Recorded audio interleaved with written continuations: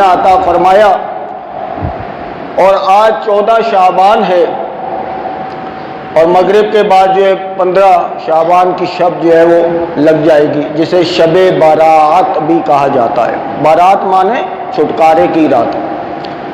اس رات اللہ تبارک و تعالی جہنم سے بہت سے لوگوں کو آزادی عطا فرماتا ہے، اسی لیے اس کو آزادی والی رات بھی کہا جاتا ہے۔ حدیث مبارکہ ہے ترمذی شریف کی کہ حضرت سیدہ عائشہ صدیقہ رضی اللہ تعالی عنہا ارشاد فرماتی ہیں کہ ایک رات نبی کریم صلی اللہ تعالی علیہ وسلم کو میں نے اپنے بستر پر گم پایا، تو جب میں آپ کو ڈھونڈنے کے لیے باہر نکلی تو میں نے دیکھا کہ نبی کریم صلی اللہ تعالی علیہ وسلم جنت البقیع میں موجود ہیں، قبرستان میں۔ تو آقا صلی اللہ تعالی علیہ وسلم نے ارشاد فرمایا کہ اے عائشہ، کیا تم نے یہ گمان کیا کہ اللہ اور اس کا رسول تم پر ظلم کریں گے؟ تو حضرت عائشہ صدیقہ رضی اللہ تعالی عنہا نے ارشاد فرمایا کہ یا رسول اللہ صلی اللہ تعالی علیہ وسلم، میں نے یہ گمان کیا کہ آپ شاید کسی دوسری ازواج کے پاس تشریف لے گئے۔ تو نبی کریم صلی اللہ تعالی علیہ وسلم نے ارشاد فرمایا کہ اے عائشہ، آج 15ویں شعبان ہے، اور آج کی رات اللہ تبارک و تعالی آسمان دنیا پر اپنی شان کے مطابق نزول فرماتا ہے، اور بنی کلب کی بکریوں کے بالوں کی تعداد کے برابر لوگوں کو جہنم سے آزاد فرما دیتا ہے۔ اب دیکھیں کہ اس حدیث کے اندر 2-3 باتیں۔ نمبر 1 کہ اس رات قبرستان جانا پیارے آقا صلی اللہ تعالی علیہ وسلم کی سنت مبارکہ ہے۔ بات سمجھ میں آ رہی؟ ایسا نہیں ہے کہ صرف اسی رات ہم قبرستان جائیں، بلکہ ہر رات قبرستان جانا یہ کیا ہے؟ جائز ہے، لیکن خاص اس رات میں قبرستان جانا یہ پیارے آقا صلی اللہ تعالی علیہ وسلم کی سنت مبارکہ ہے۔ ترمذی شریف کی حدیث مبارکہ ہمیں بتا رہی ہے۔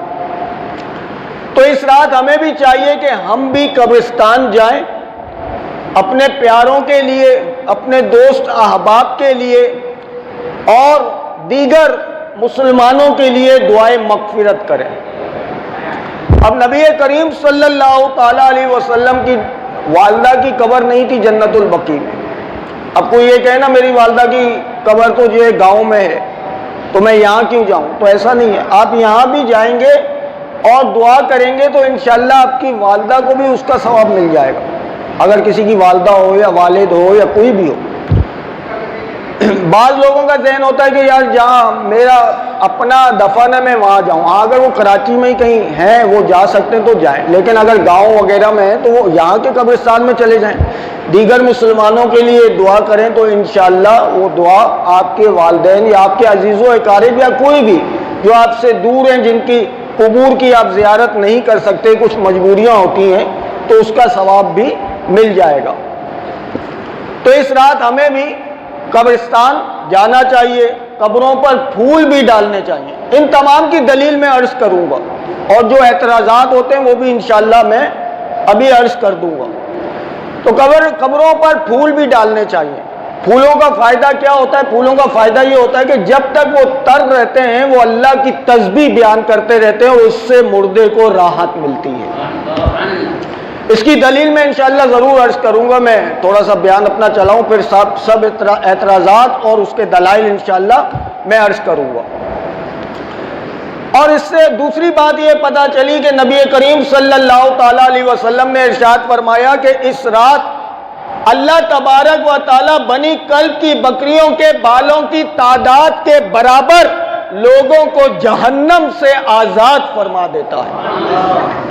اب یہ بنی کلب کی بکریوں کا ذکر کیوں کیا گیا؟ یہ اس لیے کیا گیا کہ بنی کلب ایک قبیلہ تھا کہ جو بکریاں بہت زیادہ پالا کرتا تھا، بہت زیادہ. تو کثرت تعداد کی بنا پر آقا صلی اللہ تعالی علیہ وسلم نے ان کا ذکر کیا.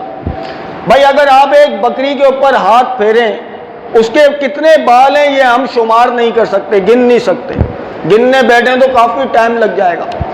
تو فرمایا بنی کلب کی بکریوں کے بالوں کی تعداد کے برابر اللہ تبارک و تعالی لوگوں کو جہنم سے آزاد فرما دیتا ہے، ان کے گناہوں کو معاف فرما دیتا ہے.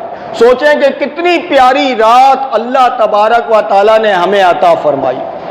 اب وہ کتنا ہی بد نصیب شخص ہوگا کہ جو اس رات سے وہ فائدہ نہ اٹھائے.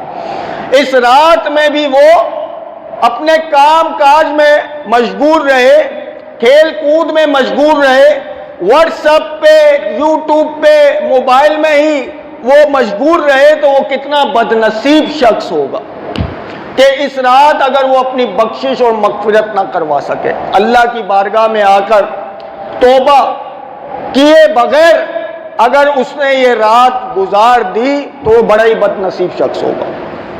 کچھ لوگ ایسے ہیں کہ اس رات بھی ان کی بخشش اور مغفرت نہیں ہوتی. وہ کون کون سے لوگ ہیں؟ ان کی طرف اللہ تبارک و تعالی نظر رحمت نہیں فرماتا. ایک ہے ماں باپ کا نافرمان، جو ماں باپ سے بدتمیزیاں کرتا ہو، جو ماں باپ کی آنکھوں میں آنکھیں ڈال کر بات کرتا ہو، جو ماں باپ کو ماں باپ نہ سمجھتا ہو. ایسے شخص کی اس رات بھی بخشش اور مغفرت نہیں ہوتی. دوسرا وہ شخص ہے کہ جو رشتہ داروں سے قطعی تعلق کرے دنیاوی معاملات کی وجہ سے. ایک تو ہے دینی معاملات کی وجہ سے. قطع تعلق کرنا کبھی فرض ہو جاتا ہے اور کبھی حرام ہوتا ہے، یہ یاد رکھیے گا. اگر کوئی رشتہ دار ایسا ہے کہ جو نبی کریم صلی اللہ تعالی علیہ وسلم کے بارے میں یا اولیاء اعظام کے بارے میں یا بزرگان دین کے بارے میں گستاخیاں کرتا ہو تو ایسے رشتہ دار سے قطع تعلق کرنا یہ فرض ہو جاتا ہے. جو ہمارے نبی کی تعظیم نہ کرتا ہو، جو نبی کریم صلی اللہ تعالی علیہ وسلم کے بارے میں غلط کمنٹس کرتا ہو تو اب ایسے شخص سے قطع تعلق کرنا فرض ہو جاتا ہے. لیکن اگر کسی دنیاوی وجہ کی وجہ سے آپ نے قطع تعلق کر لیا، وہ میرے بیٹے کی شادی میں نہیں آیا تھا، میرا موت مرن اس سے جدا، ایسی جہالت پائی جاتی ہے جناب، میں نے خود دیکھی ہے ہمارے اپنے خاندان میں. تو نے یہ نہیں کیا تھا، میں بھی نہیں آؤں گا تیرے گھر پہ. تو میرے گھر پر نہیں آیا تھا، میں بھی نہیں آؤں گا تیرے گھر پہ. بات سمجھ میں آ رہی ہے؟ یہ جو جنازے میں آپ دیکھتے ہیں نا کہ ظہر کی نماز میں نمازی کم ہوتے ہیں اور کوئی جنازہ آ جائے ظہر میں تو مسجد پوری بھر جاتی ہے. وہ وجہ کیا ہوتی ہے کہ وہ ان کے وہی رشتہ دار ہوتے ہیں کہ اگر جنازہ نہیں پڑھوں گا تو گلہ آ جائے گا، شکایت آ جائے گی کہ یار یہ میرے باپ کے جنازے میں نہیں تھا، اب میں بھی اس کے باپ کے جنازے میں نہیں جاؤں گا. بات سمجھ میں آ رہی ہے؟ حالانکہ نماز جنازہ پڑھنا فرض کفایہ ہے، کوئی پڑھے تو ثواب، نہ پڑھے تو گناہگار نہیں ہوگا. محلے میں سے کوئی ایک پڑھ لے باقی سب بری و ذمہ، فرض کفایہ. لیکن ظہر کی نماز پڑھنا، 5 وقتہ نماز پڑھنا یہ فرض عین ہے. ہر ایک کو پڑھنا یہ لازم ہے. نہیں پڑھو گے تو گناہ کبیرہ کے مرتکب ہو جاؤ گے. لوگوں کو یہ بات سمجھ میں نہیں آتی. وہ نماز جنازہ تو پڑھتے ہیں لیکن ظہر کی نماز نہیں پڑھتے. آپ ذرا یہ لوجک تو دیکھیں کہ جس پر آپ گناہگار ہو رہے ہیں اس کو چھوڑ لیں، جس پہ آپ گناہگار نہیں ہو رہے اس کو آپ کر رہے ہیں. میں یہ نہیں کہہ رہا کہ نماز جنازہ نہ پڑھیں، نماز جنازہ بالکل پڑھنی چاہیے. بلکہ اگر مردہ نیک ہو تو قبر میں اس کو سب سے پہلی خوشخبری یہ دی جاتی ہے کہ تیرے جنازے میں جتنوں نے شرکت کی ہے اللہ نے ان سب کی بخشش فرما دی. جنازہ پڑھنا چاہیے، یہ نہیں کہہ رہا نہیں پڑھیں، لیکن ذرا ترتیب تو دیکھیں نا. ایک شخص 5 وقت کی نماز نہیں پڑھتا، جنازہ پڑھنے کے لیے آ جائے. پہلے 5 وقت کی نماز تو پڑھو نا، ظہر کی نماز تو پڑھو. چلو عصر میں جنازہ تھا تو عصر تو پڑھو، اس کے بعد جو ہے جنازہ آپ پڑھ لیں. تو ایسا نہیں ہوتا. تو ایسا شخص کہ جس نے دنیاوی وجوہات کی بنا پر اپنے رشتہ داروں سے قطعی تعلق کیا ہوا ہو، اپنی بہن سے کیا ہو، بہن نے رشتہ نہیں دیا، بس صحیح ہے، تیرا مجھ سے موت مرن جدا، میں تیرے گھر نہیں آؤں گا، تیرے جنازے میں نہیں آؤں گا، تیری شکل نہیں دیکھوں گی. ایسی دنیاوی باتوں پر ایک دوسرے سے جدا ہو جاتے ہیں اور ایک دوسرے کے گھروں میں نہیں جاتے، ایک دوسرے کا خیال نہیں رکھتے، فون کر کے ان کی خیریت معلوم نہیں کرتے، تو اللہ تبارک و تعالیٰ ارشاد فرماتا ہے کہ اس رات میں ایسے شخص کی طرف بھی نظر رحمت نہیں فرماؤں گا، اس کی بخشش اور مغفرت نہیں کروں گا کہ جس نے قطع تعلق کیا ہوا ہو۔ اس کے بعد شراب پینے کا عادی، جو بہت زیادہ شراب پینے کا عادی ہو، اس شخص کی بھی اس رات بخشش اور مغفرت نہیں ہوتی۔ اور اس کے بعد ہے چغلی کرنے والا، غیبت کرنے والا، ٹھیک ہے، اور بھی بہت سارے آئے، لیکن یہ تین بڑے امپورٹنٹ اور ہمارے معاشرے میں بہت زیادہ رائج ہے۔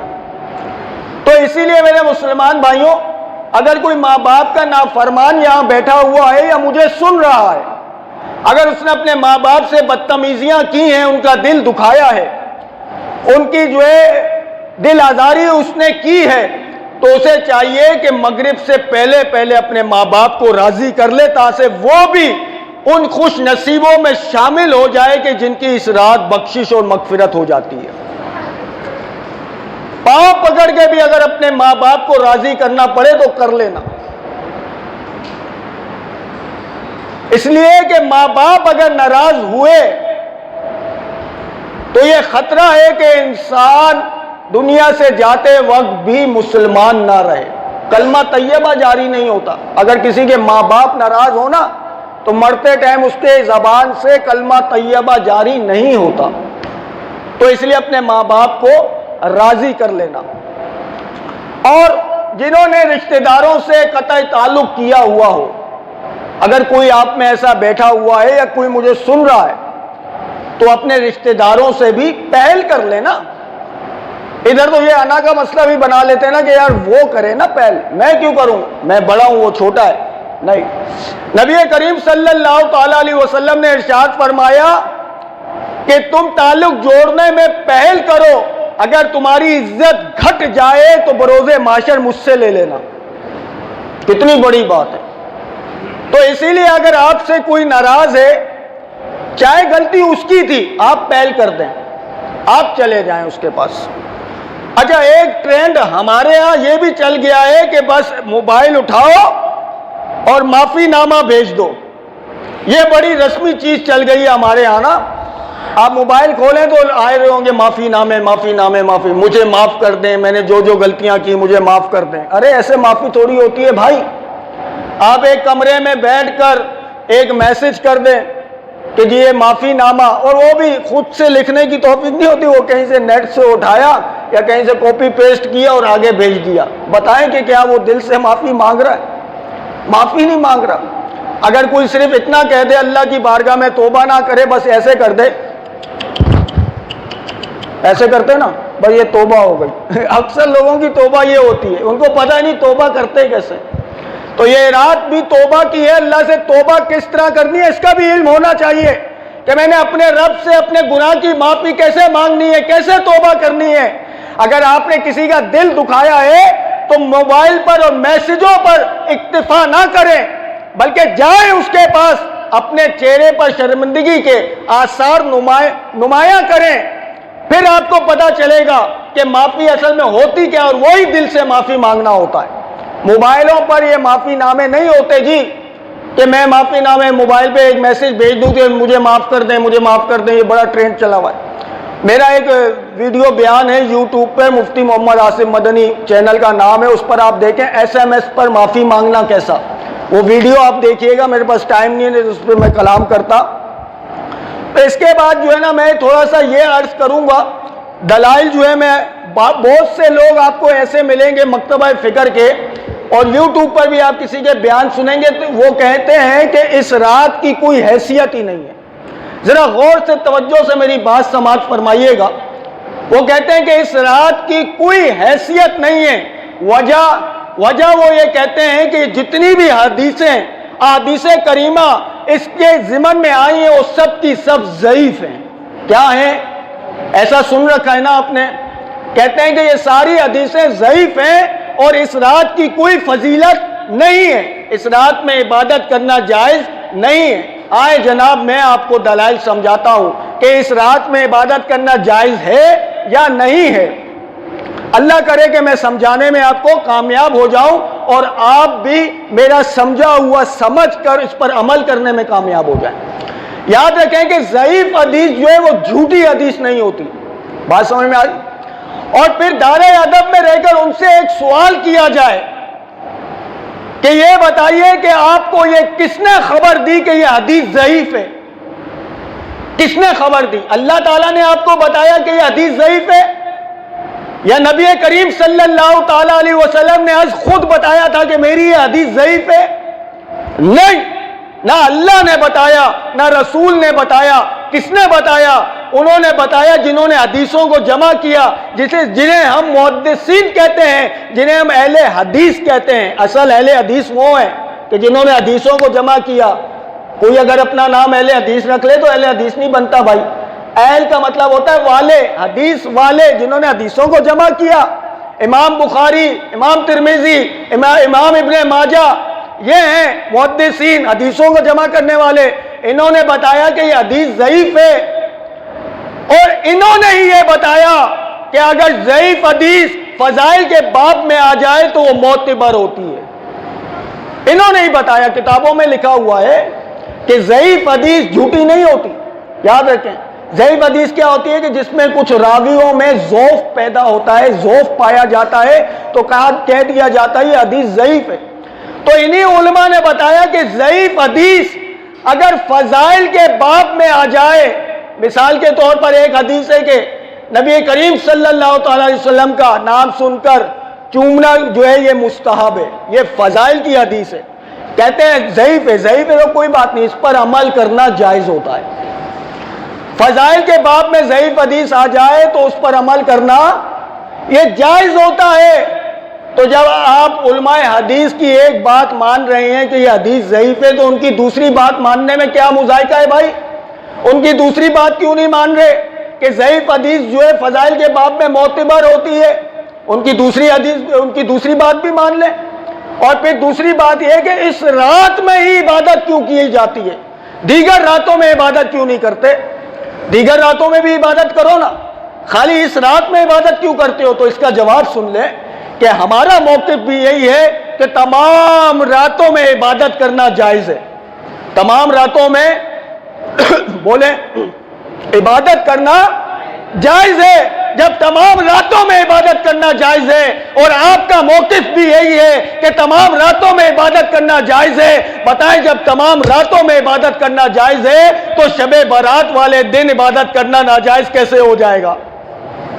بات سمجھ میں آ رہی ہے میری آپ کو؟ اگر تمام راتوں میں عبادت کرنا جائز ہے اور آپ کا موقف بھی یہی ہے، آپ کہتے ہیں اس رات میں عبادت نہ کرو، باقی پوری راتوں میں عبادت کرو، سارے دن میں عبادت کرو۔ ہم کہتے ہیں جب سارے دنوں میں عبادت کرنا جائز ہے تو یہ شب برات والی رات کو کیوں نکال رہے ہو؟ اس کو بھی اس میں شامل کرو نا۔ ہم بھی کہتے ہیں کہ سب راتوں میں عبادت کرنا جائز ہے، تو اس رات میں عبادت کرنا کیسے ناجائز ہو جائے گا؟ اب لوگ کہتے ہیں کہ اس رات میں کثرت سے لوگ آتے ہیں، تو ہم یہ کہتے ہیں کہ بھائی بات یہ ہے کہ سب لوگ جو ہے نا انہیں معروف ہے، یہ بات انہیں معلوم ہے کہ یار شب بارات جو ہے فضیلت والی رات ہے، تو اس رات وہ شخص بھی آ جاتا ہے جو آج تک مسجد میں داخل نہیں ہوتا۔ اس رات کے فضائل سن کر وہ شخص بھی آ جاتا ہے، اور ہم نے ایسے لوگوں کو دیکھا ہے کہ جو ایک وقت کی نماز بھی نہیں پڑھتے تھے، لیکن شب بارات والی رات لوگوں کو دیکھی وہ بھی مسجد میں آ گیا، اس نے عبادت کی اللہ کی، اس کی دل کی دنیا بدلی اور وہ 5 وقت کا نمازی بن گیا۔ آپ کو معلوم ہے کہ جماعت، نفل کی جو جماعت ہے، وہ پہلے کے علماء نے لکھا تھا کہ یہ مکروہ تحریمہ ہے، نفل کی جماعت نہیں ہو سکتی، لیکن بعد کے علماء کرام نے جب یہ دیکھا کہ لوگوں میں سستیاں پیدا ہو گئیں تو پھر اعلیٰ حضرت نے لکھا کہ اب نفل کی جماعت کرنا یہ مکروہ تنزیہ ہے۔ آپ کو معلوم ہے نا کہ مکروہ تحریمہ حرام کے قریب ہوتا ہے، مکروہ تنزیہ گناہ نہیں ہوتا لیکن شریعت کو ناپسند ہوتا ہے، گناہ نہیں ہوتا۔ کیوں یہ حکم دیا؟ اس لیے کہ وہ بہت سارے لوگ ایسے ہیں کہ جو اس کی فضیلت سن کے مسجد میں آتے ہیں اور جو ہے نا صلاۃ و تسبیح کی جماعت میں شامل ہوتے ہیں، تو جب وہ شامل ہوتے ہیں لوگوں میں سستیاں بہت ہیں نا، پہلے زمانے میں اتنی سستی نہیں ہوا کرتی تھی، لوگ جو ہے فرض کی جماعت بھی نہیں چھوڑا کرتے تھے، اور آج تو نفل تو کیا فرض بھی چھوڑ دیے جاتے ہیں۔ تو جب یہ سستیاں دیکھی تو علماء کرام نے فتویٰ دیا کہ ٹھیک ہے، ان راتوں میں جو یہ ایونٹس آتے ہیں ان میں لوگوں کو دعوت دے کے بلاؤ، تاکہ وہ دعوت پر آئیں گے، ایسا بے نمازی بھی آئے گا جو ان میں شامل ہو جائے گا تو اللہ تعالیٰ اسے 5 وقت کا نمازی بنا دے گا۔ اور پھول ڈالنے کی بات میں آخری عرض کر دوں، پھر انشاءاللہ مغرب کے بعد بھی میں بیان کروں گا، اس میں بھی کچھ باتیں عرض کروں گا کہ قبروں پہ جو پھول ڈالے جاتے ہیں کہتے ہیں یہ بدعت ہے، یہ قبروں پہ پھول کیوں ڈالتے ہو؟ میں کہتا ہوں کہ بخاری شریف کی حدیث مبارکہ ہے، نبی کریم صلی اللہ تعالیٰ علیہ وسلم اپنے اصحاب کے ساتھ جا رہے تھے تو آپ نے دیکھا کہ 2 قبروں پر عذاب ہو رہا تھا۔ نبی کی آنکھ وہ دیکھتی ہے جو عام شخص کی آنکھ نہیں دیکھتی، نبی کی آنکھ زمین کو چیر کر اندر کا حال دیکھ لیتی ہے۔ جو لوگ کہتے ہیں کہ نبی ہماری طرح ہے وہ ذرا بخاری کی یہ حدیث پڑھیں، سرکار کہتے ہیں ان 2 قبروں پر عذاب ہو رہا ہے، ایک پیشاب کے چھینٹوں سے نہیں بچتا تھا اور ایک چگلی کیا کرتا تھا، پھر سرکار نے ایک شاخ توڑی، اس کے 2 ٹکڑے کیے، ایک کو ایک قبر پہ لگایا، دوسرے کو دوسرے قبر پہ لگایا، فرمایا کہ اے میرے اصحاب جب تک یہ شاخ جو ہے تر رہے گی اللہ کی تسبیح بیان کرتی رہے گی اور مردوں کو اس سے راحت ہوتی رہے گی۔ تو یہ قبروں پر پھول ڈالنا اسی حدیث سے جائز ہے۔ تو اللہ تبارک و تعالی ہمیں بھی اس رات کی اہمیت سمجھنے کی توفیق رفیق مرحمت فرمائے، اس رات میں عبادت کرنے کی توفیق عطا فرمائے، اور مسجد میں آ کر اللہ کی عبادت کریں، اللہ کے ذکر کو سنیں، اور اگر کوئی شخص یہ سب نہیں کر سکتا، اتنی مشقت نہیں اٹھا سکتا، تو پھر اسے چاہیے کہ عشاء کی نماز پڑھ کے گھر جا کے سو جائے۔ بات سمجھ میں آ رہی ہے؟ یہ کیوں کہہ رہا ہوں میں؟ یہ اس لیے کہہ رہا ہوں کہ جب وہ سو جائے گا تو گناہوں سے بچ جائے گا، اس رات گناہوں سے بچ جائے گا۔ اگر وہ ایسا نہیں کرے گا، کسی کے ساتھ بیٹھے گا، جھوٹ بولے گا، چگلی کرے گا، غیبت کرے گا، ماں بہن کی گالیاں دے گا، واٹس ایپ پہ یوٹیوب پہ گندے مناظر دیکھے گا، لڑکیوں کو دیکھے گا، اس کو دیکھے گا، اس رات بھی وہ گناہوں میں ملوث رہے گا، تو سوچیں کہ اس کا انجام کیا ہوگا۔ اس رات اللہ تبارک و تعالی آسمان دنیا پر اپنی شان کے مطابق نزول فرماتا ہے اور کہتا ہے کوئی بخشش کا طلبگار کہ میں اس کو بخش دوں؟ ہائے ہائے ہائے ہائے ہائے، کوئی یہاں پر آ جائے نا، سیل لگ جائے، کوئی کہے کہ بھائی ہے کوئی چپلیں لینے والا میں اس کو 2 جوڑے چپلوں کے دوں، تو میرا خیال میں اس کا تو کپڑے بھی پھاڑ دیں گے لوگ۔ ایسا ہوگا کہ نہیں ہوگا؟ تو اللہ تعالیٰ نزول فرماتا اپنی شان کے مطابق، بس ٹائم زیادہ ہو گیا، پھر کہتا ہے کوئی بخشش کا سوال کرنے والا کہ میں اس کو بخش دوں، ہے کوئی ایسا، ہے کوئی ایسا، ہے کوئی ایسا، یہاں تک کہ فجر طلوع ہو جاتی ہے۔ اب اگر کسی کو روزی طلب کرنی ہو، کسی کی کوئی بے اولاد ہو، کسی کے گھر میں لڑائی جھگڑا ہو، تو وہ اس رات اللہ تبارک و تعالیٰ سے سچی توبہ کرتے ہوئے اللہ تبارک و تعالیٰ سے مانگے تو اللہ تبارک و تعالیٰ اسے ضرور عطا فرمائے گا۔ اللہ تبارک و تعالیٰ میں اس رات کی اہمیت سمجھنے کی توفیق رفیق مرحمت فرمائے، اور اس رات میں خوب سے خوب تر عبادت کرنے اور صبح روزہ رکھنے کی توفیق رفیق مرحمت فرمائے۔ جن حضرات نے سنتیں نہیں پڑھی سنتیں عطا فرمائے۔